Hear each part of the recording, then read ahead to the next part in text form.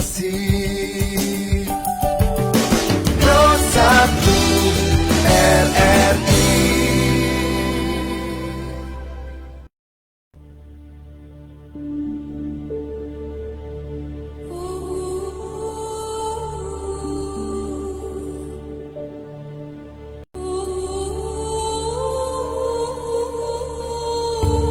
Keluarga Sakinah.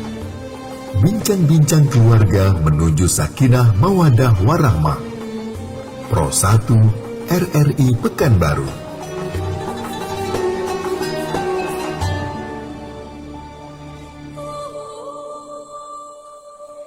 Bismillahirrahmanirrahim. Assalamualaikum warahmatullahi wabarakatuh. Alhamdulillahirrabbilalamin. Wassalatu wassalamu ala asrafil anbiya'i wal mursalin wa ala alihi washabihi rasulillahi ajma'in. Asyhadu an la ilaha illallah wa asyhadu anna muhammadar rasulullah. Allahumma shalli ala sayyidina Muhammad wa ala alihi sayyidina Muhammad. Selamat siang pendengar dimanapun Anda berada. Saat ini kembali hadir di ruang dengar Anda setiap hari Jumat pukul 10 waktu Indonesia Barat. Dialog Keluarga Sakinah yang insya Allah mudah-mudahan materi yang kita dapatkan setiap hari Jumat pukul 10 waktu Indonesia Barat akan menjadikan kita menjadi keluarga yang sakinah, mawaddah dan juga warahmah. Dan senang sekali pendengar pada hari ini berhubungan juga dengan pergeseran ataupun mungkin masalah ekonomi di tengah masyarakat pada saat ini naik dan turunnya, maka kita akan membahas tentang etos kerja untuk ekonomi keluarga. Nah, hari ini senang sekali pendengar di studio kita sudah bersama Al Ustadz Yusrialis SEMSI. Assalamualaikum Ustadz. Waalaikumsalam warahmatullahi wabarakatuh. Bagaimana kabarnya Ustadz? Alhamdulillah sehat. Kabar keluarga sehat juga ya Ustaz? Ya, alhamdulillah insyaallah. Insyaallah. Dan pendengar kaum muslimin dan muslimat yang berbahagia ya, untuk materi pada hari ini Anda bisa dengarkan melalui Pro 1 RRI Pekanbaru ataupun di kanal Facebook kita Pro 1 RRI Pekanbaru. Segala pertanyaan ataupun mungkin nanti untuk dialog kita pada hari ini Anda bisa telepon ke 25111245995 ataupun di via WhatsApp di 0811767391. Baik Kak Ustadz, kita ingin penghantarnya pada siang hari ini tentang etos kerja, bagaimana sebenarnya untuk membangun ekonomi keluarga. Silahkan Ustadz. Baik. Assalamualaikum warahmatullahi wabarakatuh. Waalaikumsalam warahmatullahi. Alhamdulillahilladzi arsala rasulahu bil huda wa dinil haqq liyuzhirahu 'alad dini kulli walau karihal musyrikun. Asyhadu an la ilaha illallah wa asyhadu anna Muhammadan abduhu wa rasuluh la nabiyya ba'da. Allahumma shalli wa sallim wa barik ala Muhammad wa ala alihi wa sahbihi ajma'in, amma ba'du. Puji syukur alhamdulillah sampai detik ini kita masih diberi kesempatan untuk beraktivitas termasuk mendengarkan ya dialog Keluarga Sakinah RRI Pekanbaru. Salawat dan salam kita kirimkan kepada arwah junjungan alam, hidup dan wafatnya dicintai dan disayangi baginda Nabi besar Muhammad sallallahu alaihi wasallam. Allahumma salli ala sayyidina Muhammad wa ala ali sayyidina Muhammad. Baik pendengar RRI di mana saja berada, rahimakumullah. Sesuai dengan topik dialog Keluarga Sakinah kita pada pagi hari ini, yaitu etos kerja untuk ekonomi keluarga. Judul ini atau bahan ini adalah sebenarnya mengulang kaji saja. Kenapa? Karena kita semuanya sebenarnya dalam berumah tangga ini belajar semua. Tidak ada orang yang hebat, super hebat ya, kecuali Rasulullah SAW menjadi panutan kita. Oleh karena itu, kaji diulang ini untuk merubah perangai dan perilaku kita supaya lebih baik keluarga kita, terutama yang berhubungan dengan pemenuhan kebutuhan keluarga. Yang konsepnya di sini kita bagi adalah klasifikasinya pemenuhan kebutuhan hidup secara lahiriah, ya, lahir. Tidak kita bahas pemenuhan kebutuhan secara batin, tapi lahir, yaitu berhubungan dengan kebutuhan ekonomi keluarga. Baik, Islam ini sebenarnya memang agama universal yang mampu memberikan kesejahteraan kepada penganutnya, bahkan di luar Islam itu sendiri. Makanya dia bisa memberikan kesejahteraan dan bahkan rahmat bagi sekalian alam, baik itu manusia yang beriman atau tidak, kemudian hewan dan tumbuh-tumbuhan. Inilah yang disebut Allah, wa ma arsalnaka illa rahmatan lil alamin, Al-Anbiya 107.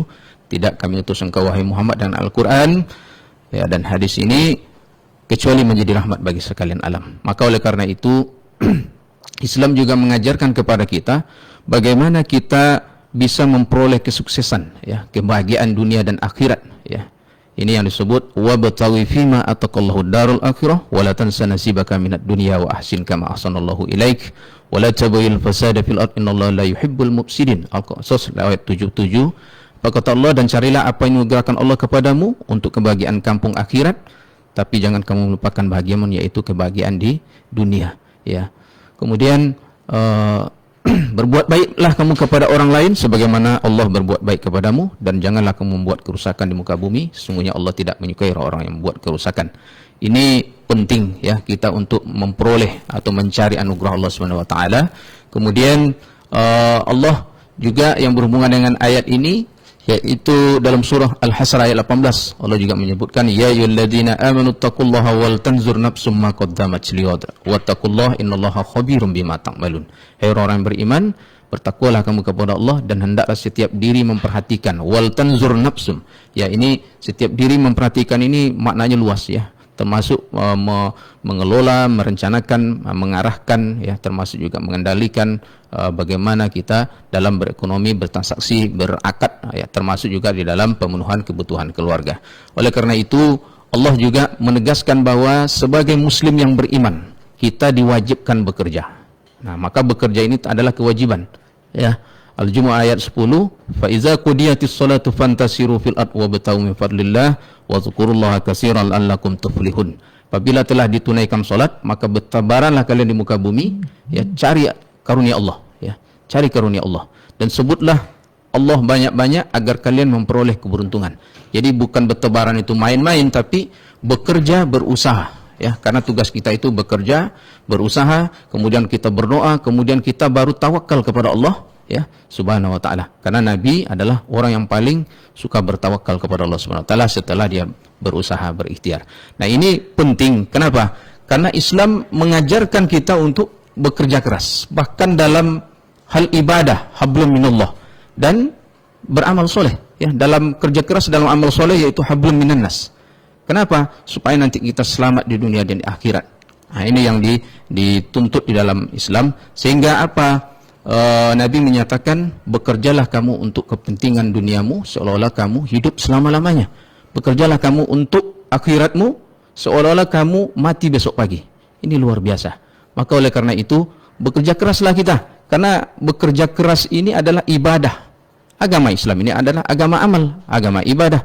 Maka kita mesti bersemangat meningkatkan etos kerja kita di dalam beramal dan bekerja. Ini yang menjadi bahan yang paling penting sebenarnya dalam keluarga sakinah, ya. Keluarga sakinah itu, kalau hal-hal yang sensitif macam sekarang minyak goreng mahal, gas mahal semua, ya, cabai mahal gitu, ya. Ini sensitif sekali, ya. Jadi bagi calon-calon keluarga baru, ya, calon pengantin, itu menakutkan sepertinya. Kalau dalam hal ekonomi ini segala mahal, macam mana kami nanti, ya. Tapi apalah daya kita kecuali kita bertawakal kepada Allah. Kenapa? Karena dalam surat Maryam itu, Maryam dalam riwayat itu diceritakan bahwa Maryam hamil keluar dari kampungnya, ya. Kemudian dia berjalan, ya, karena dia usir hamil tanpa suami. Kemudian dia capek haus, berhenti di sebuah pohon kurma. Kemudian dia menengok ke atas, ada pohon kurma, ada buah kurma yang masak. Dia haus, lapar, apalah daya dia tidak bisa meraih kurma itu, dia minta kepada Allah. Kemudian Allah menyatakan, gerakkan saja, ya. Urusan nanti kurma ini jatuh bisa engkau makan, itu adalah urusanku. Maka ini pelajaran yang luar biasa kepada kita, bahwa kita hanya menggerakkan. Kita berikhtiar, berusaha, bekerja, ya, urusan hasil jangan kita jamin. Banyak rumah tangga suami bahkan istrinya menjamin hasil, sehingga apa? Suami akhirnya terjun ke Sungai Siak, terjun dari lantai 5. Kenapa? Banyak tuntutan yang luar biasa. Padahal sekarang mahal semua gitu, ya. Nah, ini penting. Kenapa? Karena kita ini dalam hal menggerakkan saja, ya, menggerakkan. Maka oleh karena itu perlulah di dalam keluarga ini memahami bahwa kita identifikasi ragam kebutuhan kita dengan baik, gitu, ya, suami dan istri. Baik itu aku, kamu, ya, kita, kemudian primer, sekunder, ya, sandang, pangan, papan, ya, materi dan imaterial. Tapi ukur bayang-bayang setinggi badan. Jangan dompet istri tipis, suami tipis, kita mau yang tinggi, tak bisa, gitu, ya. Tetap disesuaikan, nanti bertahap, ya. kita bertahap. Kemudian setelah itu pahami bahwa memang pemenuhan kebutuhan keluarga itu adalah ibadah, ya, ibadah. Kenapa? Karena bekerja mencari nafkah untuk memenuhi kebutuhan keluarga itu adalah fisabilillah, jihad fisabilillah. Ini yang ditemukan oleh Rasulullah SAW bertemu dengan sahabat namanya Sa'ad bin Mu'az al-Ansari. Ditengok oleh Nabi saat ini tangannya melepuh, kulitnya hitam seperti terpanggang oleh matahari. Kemudian Rasulullah bertanya, "Ya Sa'ad, kenapa kulitmu hitam seperti terpanggang oleh matahari? Kenapa telapak tanganmu melepuh, mengelupas?" Sa'ad bin Mu'az menjawab, "Ya Rasulullah, saya bekerja mengolah tanah." Ya, rupanya dia mengolah tanah, mencangkul untuk menanam gandum. Mengolah tanah, mencari nafkah keluarga yang menjadi tanggunganku. Tersentak Rasulullah. Kemudian Nabi dan beberapa sahabat mengikuti Nabi mendekati Sa'ad bin Mu'az. Kemudian Nabi mengambil tangan Sa'ad bin Mu'az, kemudian Nabi mencium tangan Sa'ad bin Mu'az. Kemudian Nabi mengangkat tangan Sa'ad bin Mu'az al-Ansari dan Nabi berkata kepada sahabat yang lain, "Hei sahabat yang lain, inilah tangan yang tidak akan pernah disentuh oleh api neraka." Kenapa? Dia bekerja, berusaha untuk mencari nafkah yang menjadi tanggungan dia, yang menjadi tanggung jawab dia sebagai seorang suami. Maka itu dihitung sebagai jihad fisabilillah. Jangan pikir hanya perang saja, gitu ya, jihad fisabilillah, tapi memenuhi kebutuhan keluarga itu luar biasa manfaatnya. Kemudian dalam keluarga ini perlu juga dalam pemenuhan kebutuhan supaya tadi tidak sensitif, ya, perlulah ya kita suami dan istri itu membuat alternatif-alternatif. Boleh dibantu oleh istri, ya, alternatif pemenuhan berdasarkan potensi-potensi baik suami maupun istri, sehingga nanti terbantu suami, termasuk juga membuat diversifikasi. Jangan hanya satu cabang saja untuk menjadi pendapatan kita. Mungkin kita bagi aset kita di beberapa tempat. Orang-orang kaya di dunia ini kan tentu memang mereka rata-rata non-muslim, itu kan diversifikasi. Jadi bukan hanya sawit, pas turun harga sawit loyo semua, sampai-sampai sholat Jumat pun sunyi gitu ya, gara-gara harga sawit turun. Nanti turun sawit ditebang pula, tanam karet gitu. Nanti turun karet, tebang lagi gitu ya. Nah, kita minta masyarakat kita ada diversifikasi. Keluarga-keluarga, rumah tangga punya diversifikasi usaha. Sehingga ada ternak ayam, ada usaha jual pulsa, ada jual kain, ada lagi kerjaan yang tetap gitu ya. Jadi rugi di sini tertutup oleh di sini. Sehingga nanti tidak ada sensitif dalam keluarga seperti tadi. Apalagi zaman sekarang mahal semua. Betul. Nah, ini kemudian juga nanti diminta bahwa keluarga-keluarga itu ya bisa nanti berbagi peran karena ini teamwork, suami dan istri itu teamwork. Kalau solid dia ya bukan urusan hanya urusan ekonomi keluarga, urusan-urusan yang lain. Kalau solid suami istri ini dia tidak akan mampu ya digoyahkan oleh banyak isu dan sebagainya. Sehingga apa? Kuat keluarga ini. Kemudian yang berikutnya adalah keluarga ini mampu mengelola keuangannya. Bukan harus ada kas, laporan laba rugi, enggak ya. Bukan aktiva pasifa, enggak. Yang penting nanti suami dan istri ini sepakat, nih dompet saya begini, penghasil saya begini, ini untuk dapur, ini untuk pribadi istri, ini untuk tabung, ini untuk anak, pendidikan, macam-macam. Itu kesepakatan berdua. Ya, sehingga nanti ekonomi keluarga itu ya memang bisa bekerja atau berjalan secara baik. Dan Nabi itu mencontohkan kepada kita. Kenapa? Suami yang bekerja keras ya, itu akan menghasilkan tadi jihad fisabilillah. Maka Nabi itu adalah pekerja keras. Nabi itu waktu kecil ya itu dia pengembala domba. Dan memang hampir sebagian nabi-nabi itu kan pengembala. Ya, termasuk Nabi Musa. Makanya Nabi Musa itu menikahi anak Nabi Shu'aib itu kan maharnya mengembala selama 8 tahun ya. Nabi banyak mengembalakan domba orang-orang kaya di Mekah sehingga Nabi itu punya banyak penghasilan. Jadi Nabi itu bukan miskin, seperti yang disampaikan oleh orientalis barat gitu ya. Nabi kalian itu miskin, maka kalian harus miskin, itu salah. Kita harus perlurus-luruskan ini ya. Kalau kita sudah dinyatakan miskin, nanti miskin mudah kita nanti dipengaruhi untuk pindah agama. Inilah ya, walaupun hadisnya dhaif ya, bahwa kefakiran mendekatkan kepada kekafiran. Iya, seperti itu. Maka kita harus kaya. Kita harus kaya ya. Kenapa? Seluruh aktivitas amal ibadah kita itu memerlukan uang, memerlukan duit ya. Tidak mungkin kita sholat tanpa pakai sarung gitu ya, tanpa menutup aurat gitu ya. Semua ibadah. Maka kita tidak boleh berpangku tangan, malas, tapi kita harus bekerja, berusaha seperti Nabi. Termasuk juga Nabi Nuh, luar biasa buat kapal, buat sampan besar ya. Nabi Sulaiman itu seorang insinyur, Nabi Yusuf itu seorang akuntan, luar biasa. Jadi banyak contoh-contoh sehingga pun Nabi itu setelah Nabi Muhammad SAW khususnya, setelah dia remaja, dia berubah menjadi peniaga ulung, pebisnis ulung. Maka dia banyak menjual barang-barang, termasuk majikannya waktu itu Khadijah, Siti Khadijah, sebelum dia menikah dengan Khadijah, itu luar biasa.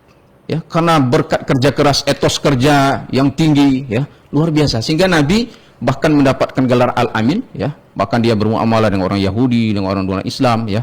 Ini dipraktekkan Nabi. Ini dipraktekkan bahwa Islam itu memang rahmatan lil alamin. Dalam urusan muamalah silakan dengan semua orang, ya. Tapi yang terlarang adalah urusan akidah, itu tidak boleh. Lakum dinukum waliyadin. Tapi selain itu silakan, ya, silakan.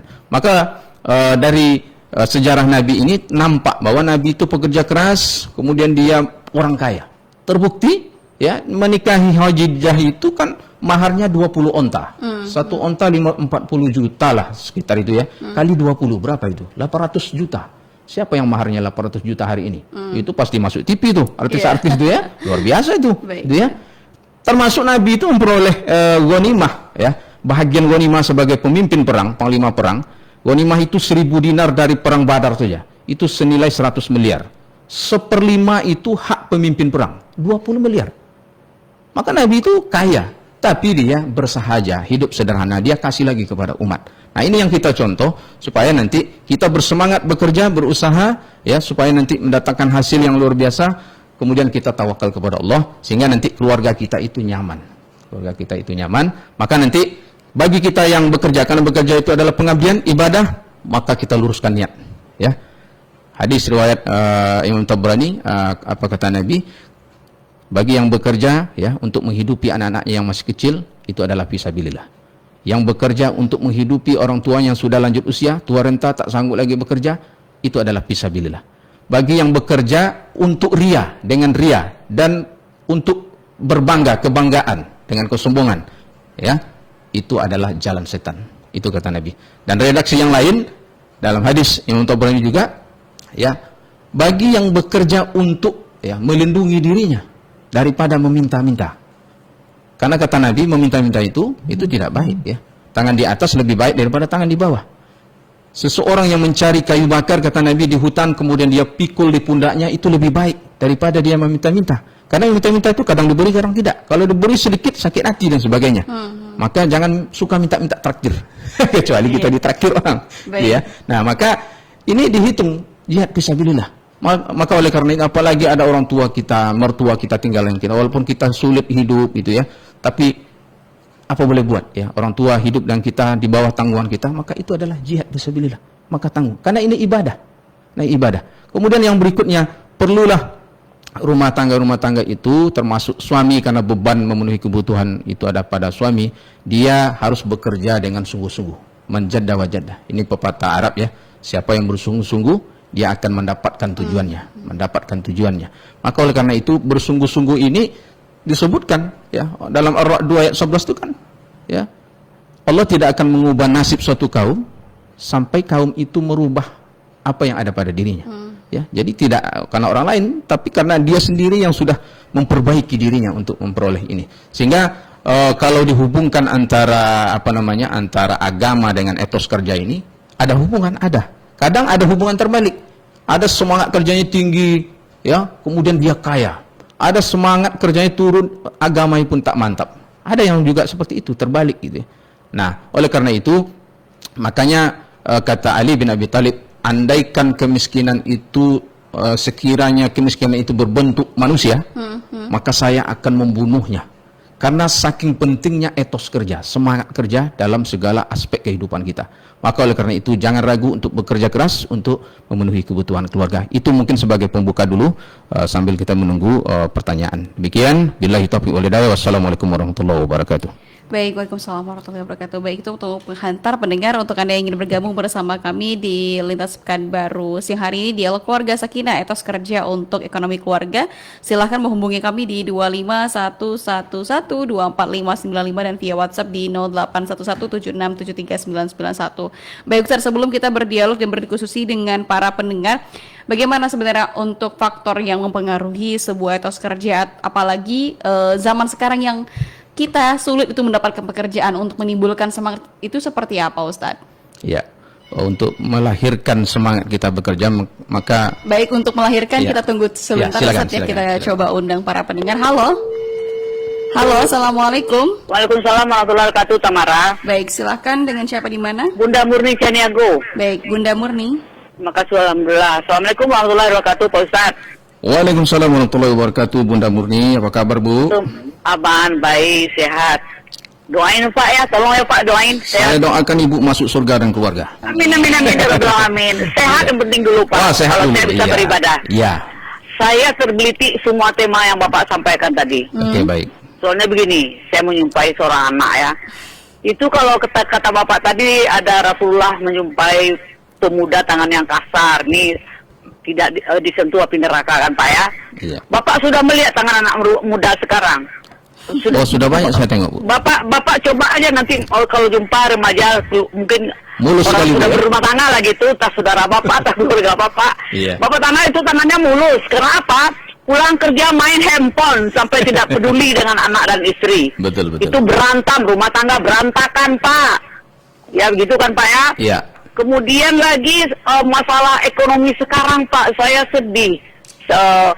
Pak ini mahal, itu tidak usah dipikirkan mahal masih. Yang mahal itu tidak ada orang jual. Iya. Iya Pak ya? Iya. Kalau masih ada orang jual itu tidak mahal. Iya kan Pak? Iya betul tuh Pak. Ya, kalau masih ada orang jual itu tidak mahal namanya itu. Kemudian Pak ada lagi Pak masalah papi ya Pak ya, papi anti korupsi. Iya. Katanya Pak, ini saya bertanya ke Bapak, apakah bagaimana tanggapan Bapak? Benarkah Pak korupsi itu adalah akibat rengekan keluarga? Beli ini mas, Pajero mas, rumah mengkilat mas, ini mas, tasnya di luar negeri mas. Mohon penjelasan Pak, supaya untuk yang berumah tangga tidak usah takut. Kata Bapak tadi Tuhan akan mencukupi, akan memberi apa yang kita butuhkan untuk hidup.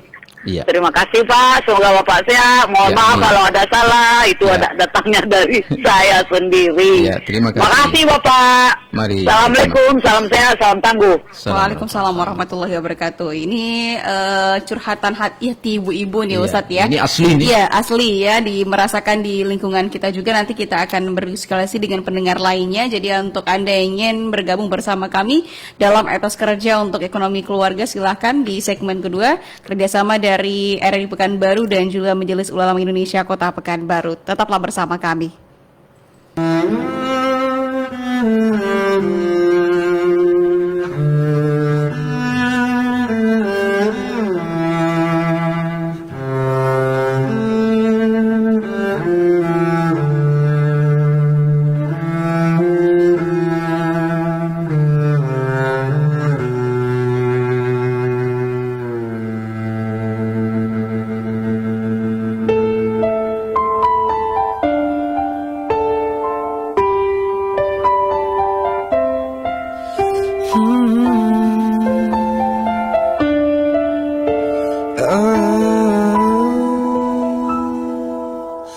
Saat tiba nafas di ujung helah, mata tinggi tak sanggup bicara, mulut terkunci tanpa suara. Bila tiba saat berganti dunia, alam yang sangat jauh berbeda, siapkah kita menjawab semua pertanyaan?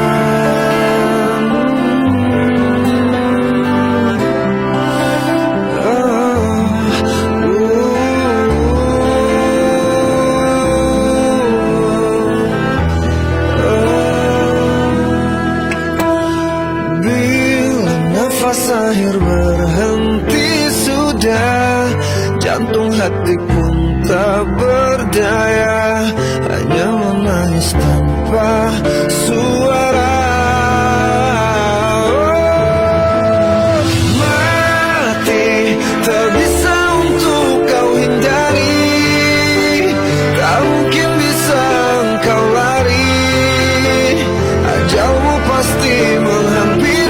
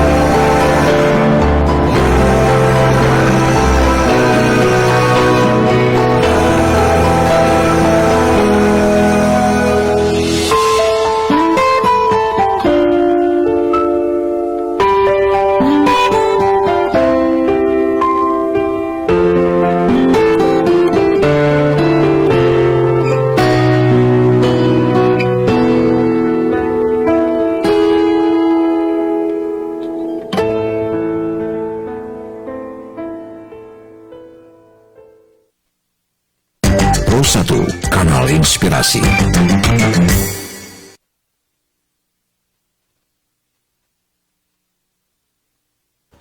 Baik, terima kasih pendengar, Anda masih bersama kami di Dialog Keluarga Sakinah, Etos Kerja untuk Ekonomi Keluarga. Dan Alhamdulillah tadi sudah kita diberikan untuk materi pada siang hari ini pendengar ya, tentang beberapa pentingnya juga kerja dalam kehidupan sehari-hari, bukan hanya untuk diri sendiri tapi juga untuk keluarga. Tadi bagaimana caranya sebagai seorang suami untuk bisa melengkapi kebutuhan keluarga serta bekerja dengan cara dengan baik, dengan jujur tentunya.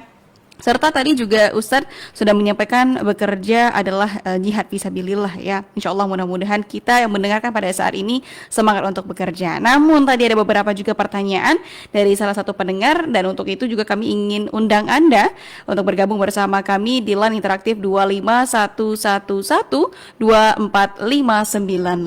Kami rangkum pertanyaan dari Bunda Murni tadi tentang sekarang ini menanggapi tangan anak muda ini Ustadz, dan yang kedua ada juga ekonomi yang zaman sekarang ini naik turun, mahal dan murah. Nah itu bagaimana, yang terakhir adalah apakah sebenarnya korupsi tersebut terjadi karena permintaan keluarga. Silakan Ustadz. Baik, terima kasih Bunda Murni tadi yang ke berapa kali ini ya. Terima kasih, luar biasa pertanyaan Bunda Murni ini. Jadi pertanyaannya adalah jujur sekali dari seorang ibu gitu ya.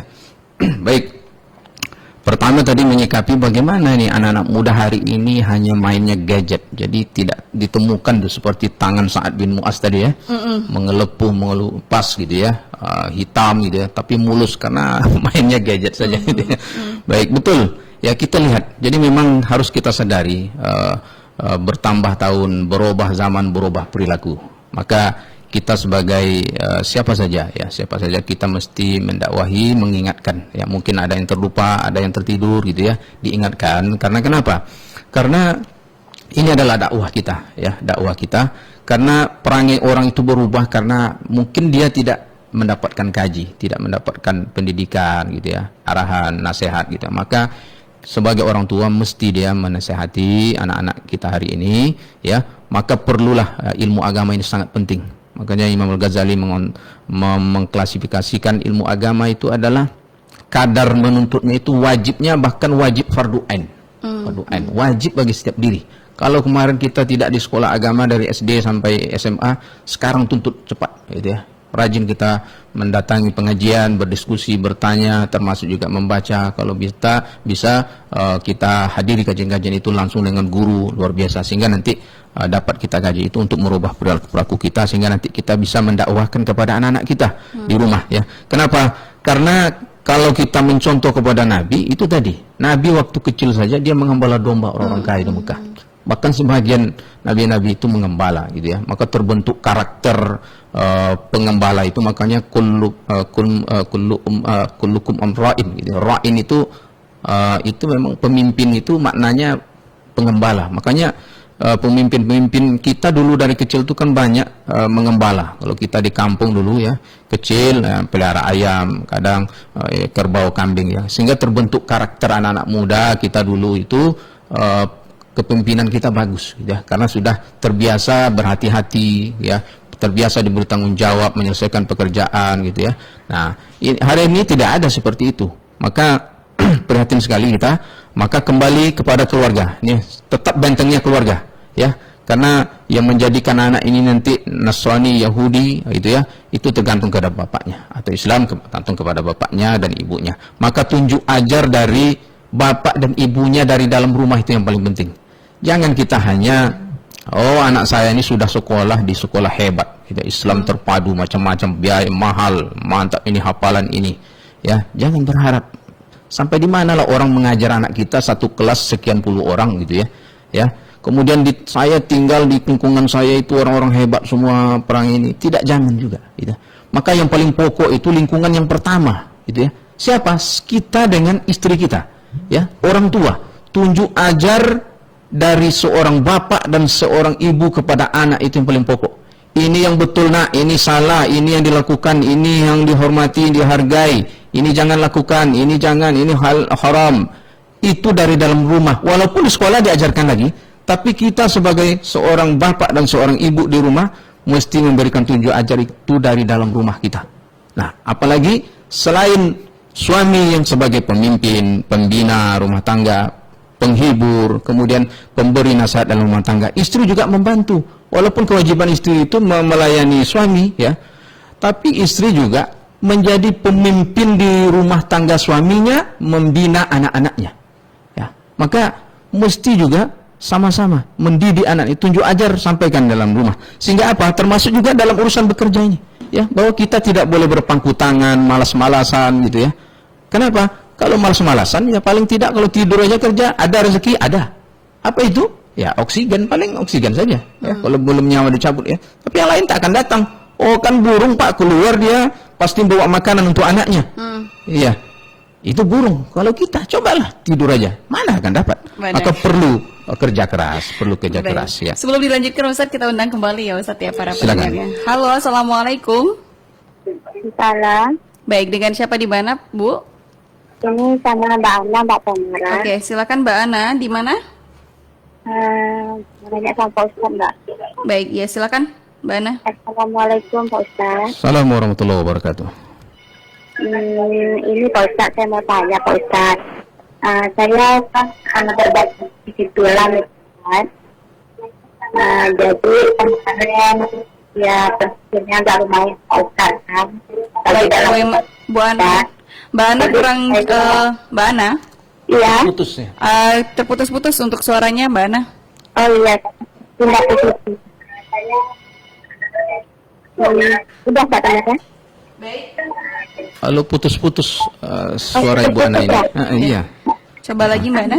Udah. Ini coba lagi, mungkin sinyal atau apa gitu. Silakan. Iya. Udah Pak tanya kan? Ya, silakan. Silakan Bu. Jadi ini Pak Ustaz, karena dalam bulan Ramadan kemarin saya berdagang makanan agak lain datang Pak Ustaz kan. Jadi karena ya saya sebagai ayah dan sebagai ibu, jadi saya punya niat berbagi sama teman saya yang kayak tunit gitu Pak. Cuman saya berbaginya sejenis memberi mereka pulsa. Apakah itu salah saya sebagai teman niat seperti itu Pak? Baik, Baik. itu saja. Saja Pak Ustaz ya, makasih. Assalamualaikum.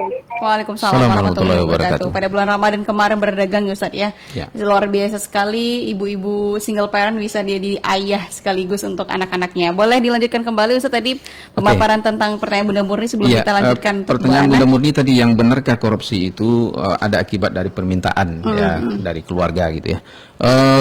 Dari keluarga ada salah satunya sebahagian itu ada dari keluarga, mungkin tuntutan dari keluarga itu salah satu ya. Kenapa? Karena kalau tuntutan keluarga seperti istri dan anak-anak itu tinggi banyak gitu ya, dia tidak mengukur bayang-bayang setinggi badan seperti yang saya bilang tadi itu ya. Dia tidak ukur dompet suami, penghasilan suami, sehingga ya suami tentu tidak ada jalan lain mungkin ya daripada terjun ke Sungai Siak, mungkin dia dengan jalan itu korupsi ya. Apalagi mungkin sesuai dengan cerita Bang Napi apa itu ya, kejahatan itu bukan karena niat gitu, tapi karena ada kesempatan gitu ya. Peluang ya, Nah, Ustaz, maka ya. waspadalah gitu kan. Nah, jadi memang betul ya, karena ada peluang dia lanjutkan gitu ya. Nah, ini mungkin ada salah satu seperti itu. Maka oleh karena itu kita mintalah kepada keluarga-keluarga ya, suami dan istri, terutama anak-anak juga ya, kita yang kita minta itu berdasarkan kebutuhan yang kita hadirkan itu, yang kita adakan di dapur kita, di rumah kita, berdasarkan kebutuhan, jangan berdasarkan keinginan. Ya, siapa yang tidak ingin enak semua, mantap semua ya? Semua kita, saya pun seperti itu. Tapi kan saya ukur dompet saya cuma sekian, ya cocoknya beli ini gitu ya. Kita ukur, kita sesuaikan ya, sehingga nanti tidak stresnya tinggi suami ini, sehingga memicu hal-hal yang negatif, termasuklah korupsi seperti tadi. Maka kalau sudah bisa seperti itu, maka mudah nanti. Oleh karena itu sebenarnya ada alternatif ya. Kalau rezeki atau karunia Allah itu kan banyak. Betul. Tidak mesti dengan hanya korupsi ya. Bayangkan tadi burung saja keluar, dia pasti nanti pulang membawa makanan untuk anaknya. Apalagi kita. Makanya Al-Qasas 77 tadi, termasuk juga Al-Jumu'ah ayat 10 tadi, fa iza qudiyatus salatu fantasiru fil ardh wabtaghu min fadlillah, itu ya, cari karunia Allah gitu ya. Tidak ada di darat, di laut, di sungai ada. Tak ada di sungai, di laut, di lembah. Oh, tidak ada di kampung, di kota. Tidak ada rezeki pagi, ada orang cari rezeki malam, tengah malam, ada subuh. Ada di mana-mana. Cuman kita harus bergerak. Tidak bisa hanya menunggu, malas, berpangku tangan, tidak bisa. Jadi harus kita bekerja, berusaha, bersemangat ya. Sehingga nanti jangan jalur-jalur yang negatif tadi kita kerjakan. Karena anugerah karunia Allah itu banyak. Ya, tinggal lagi kepada kita. Mau tidak menggerakkan? Mau tidak berusaha? Kemudian mau tidak merubahnya dengan doa-doa kita? Kemudian baru kita tawakal kepada Allah. Kenapa? Karena hasilnya bukan kita yang menjamin. Ya, hasil itu dijamin oleh Allah Subhanahu wa taala. Kita hanya bekerja, berusaha, berdoa, serahkan pada Allah. Nah, sehingga nanti tidak tinggi stressing keluarga itu. Nah, itu salah satu. Baik. Sebelum menjawab pertanyaan Mbak Ana, Pak Ustadz, ada pendengar lagi yang bergabung pada siang hari ini. Halo, assalamualaikum. Waalaikumsalam warahmatullahi wabarakatuh. Dengan siapa di mana, Pak? Pak Amin Bangkinang. Baik, silakan Pak Amin. Assalamualaikum Pak Ustadz. Waalaikumsalam warahmatullahi wabarakatuh. Berbicara masalah korupsi Ustadz, itu kan yang banyak dilakukan oleh orang-orang yang di legislatif dan eksekutif. Kalau kita yang awam nih, apa yang dikorupsikan oleh kebun petani ya. Orang-orang itu tidak mau dia bertani karena udah enak jadi pegawai Ustadz.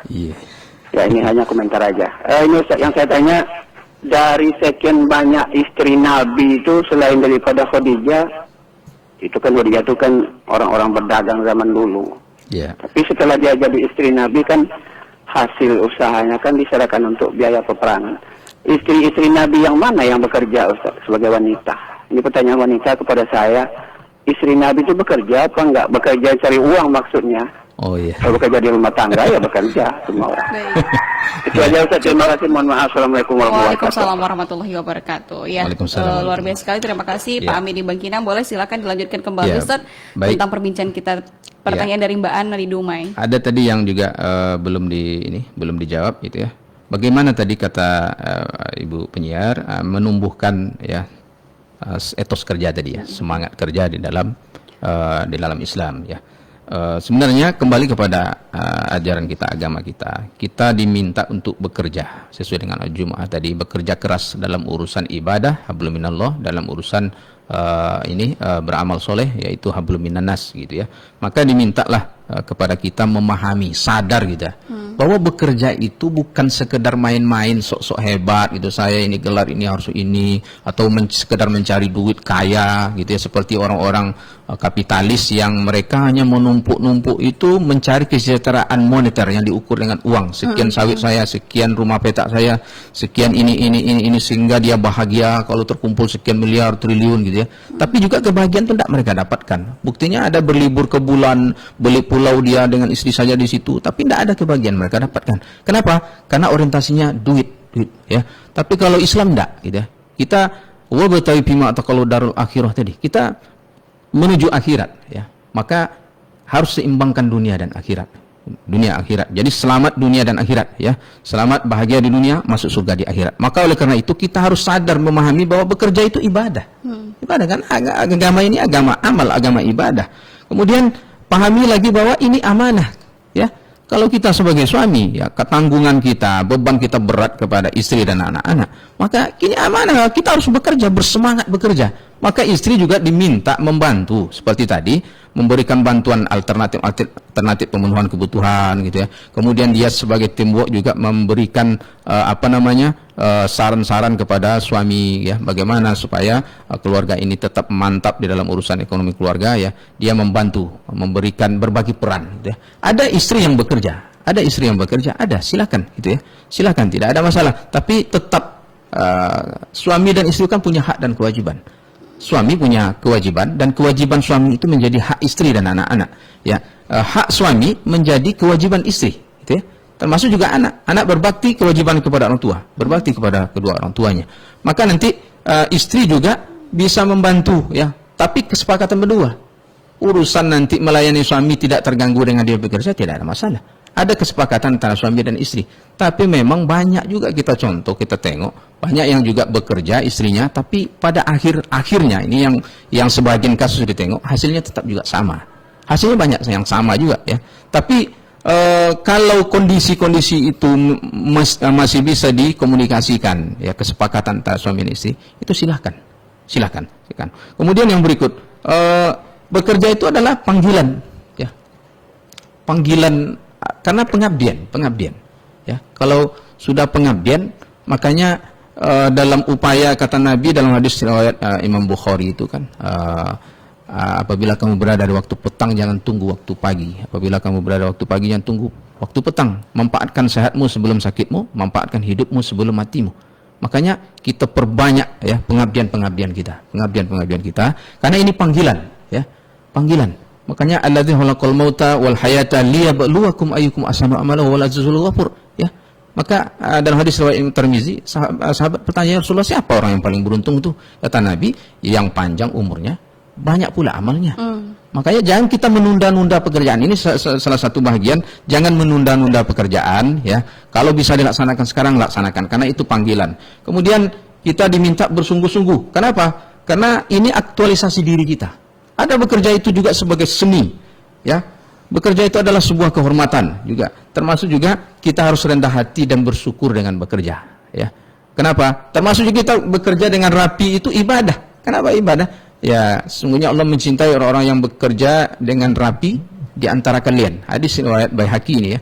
Nah, termasuk juga bersyukur ya, termasuk juga bekerja itu dengan tidak melupakan kewajiban kepada Allah dan menjauhi segala larangan Allah.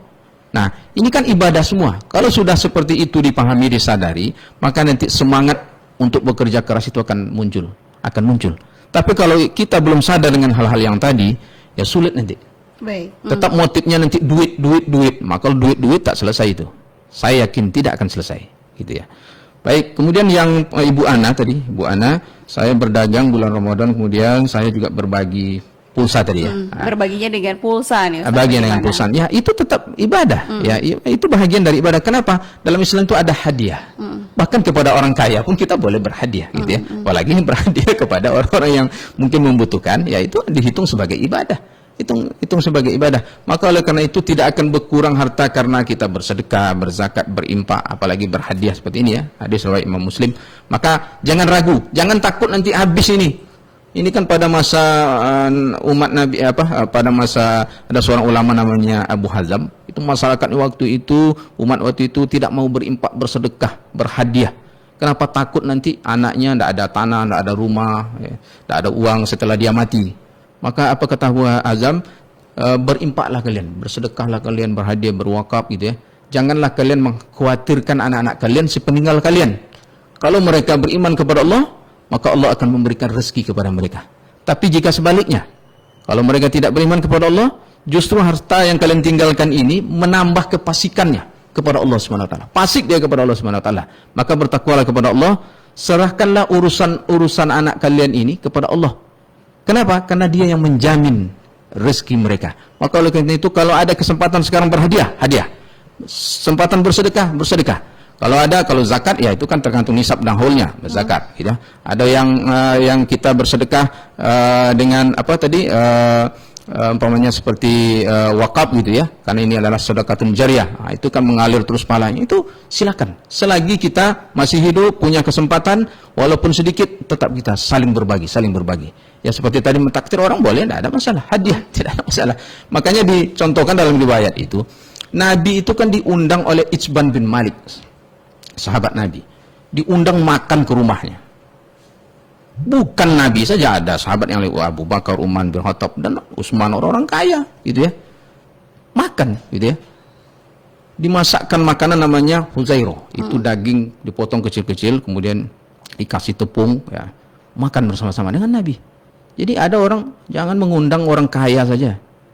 Kalau dia mau bersedekah, berhadiah, tidak ada masalah. Gitu ya. Yang tak boleh itu kan yang tertentu itu kan zakat. Zakat itu harus 8 asnaf. Sampai nisabnya, haulnya, kemudian yang menerimanya tertentu. Ya. Yang berzakatnya muzaki sampai nisab dan haulnya tertentu. Yang menerimanya juga tertentu, 8 asnaf. Gitu ya. Kalau sedekah tidak bebas. Apalagi hadiah. Makanya berhadiah kepada orang bersedekah, kepada orang kaya tidak ada masalah. Ya, ini justru menambah silaturahim lebih hebat, lebih kuat, gitu ya. Makanya seperti Nabi tadi diundang oleh Itsban bin Malik, makan bersama, tidak ada masalah. Ya, bahkan Itsban bin Malik minta Nabi sholat di pojok rumahnya, mengambil berkah, ya, dari orang-orang yang kita kita ajak, kita undang. Makanya mengundang orang, jangan mesti harus diundang orang-orang miskin, jangan orang-orang kaya, itu salah juga itu, ya. Karena kita berhadiah, bersedekah itu juga kepada orang kaya. Kemudian yang ketiga Pak Amin tadi ya, dari Bangkinang. Luar biasa komen beliau tadi, tapi saya tidak respon itu ya. Itu komen Pak Amin, silakan saja. Ya, saya mengkomen yang urusan bagaimana dengan istri-istri Nabi yang bekerja. Kalau yang sampai saat ini yang saya ini saya pribadi yang saya baca itu belum saya temukan Nabi yang istri Nabi yang khusus bekerja begitu. Tapi mungkin di lain waktu saya cari informasi itu, saya baca gitu ya. Tapi mungkin ada lagi dari masyarakat yang mungkin bisa memberikan gitu ya. Tapi yang sepengetahuan saya, karena kan saya mengakui keilmuan saya juga kan kita masih belajar semua. Masih belajar. Tapi yang sepengetahuan saya sampai ini tidak ada, saya belum tahu istri-istri Nabi selain Khadijah ya yang berniaga gitu ya, belum ada. Itu mungkin untuk sementara. Baik, luar biasa sekali pendengar untuk pada hari ini ya tentang etos kerja untuk ekonomi keluarga, bahwa sebenarnya tadi dirangkum juga bukan hanya untuk orang yang punya finansial lebih saja yang bisa berbagi, tapi juga misalnya seperti Ibu Ana tadi yang ibu menjadi sekaligus ayah ya, bisa juga untuk berbagi pulsa ya, luar makanan biasa. Mungkin ataupun juga misalnya mentraktir ataupun mungkin menjamu orang merupakan juga suatu hal yang bisa kita berbagi kepada orang lain ya. Tentunya mudah-mudahan etos kerja tersebut bisa kita manfaatkan dan kita terapkan dalam kehidupan sehari-hari.